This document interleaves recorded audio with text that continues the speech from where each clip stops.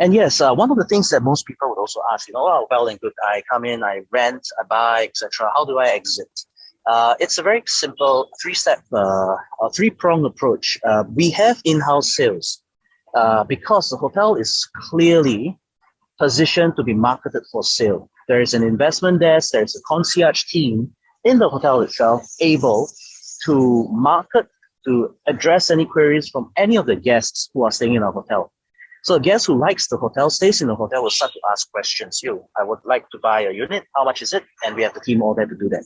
So if any one of our buyers wants to sell, that's when we'll say, okay, in that case, unit 101 wants to sell. Could you put it on the waiting list so that when the next buyer comes in, the prospective buyer comes in to buy, just push that unit for him. Willing buyer, willing seller, you can close the deal, go ahead. And the second is a global network.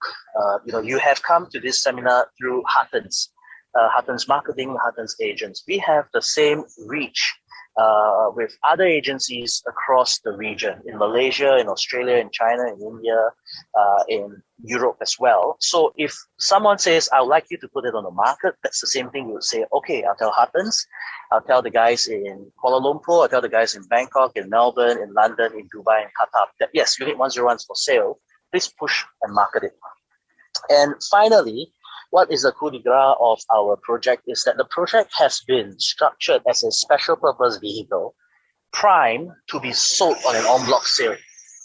So my background was in mergers and acquisitions. I was a lawyer when I first started out, and this was the bread and butter that we always did. When you make your company very easy to sell, that's when people can come in and do a clean due diligence, do the simple financial due diligence, crunch the numbers, and then yes, you take over the company. So the en-bloc process is very, very similar to what we see in Singapore. I get 75% majority. I do a town hall. I do something of the equivalent of a shareholders general meeting. We get the votes. We get the questions cleared. And, it could be, say, Marriott coming in and say, hey, we'd like to buy it from you for 75 million Singapore dollars. Is that possible? I'll clear it with everyone. We get 75%. We can sell it. So far, I have received 3 offers and I've turned them down because it doesn't make sense for me to do marketing and then sell it even before I actually have a good size of buyers, especially post-COVID. So that's one of the things that'll be interesting, and we'll be running up the valuations in year number 4 or 5, which is what I feel would be the best time to maximize the valuation of a hotel with a view for an exit. Of course, if our buyers like the hotel so much, it's a nice 5% GRR.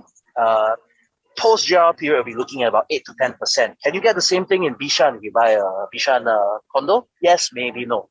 But you have a hotel in Bali. So that's something that some people may say, I'd rather not sell.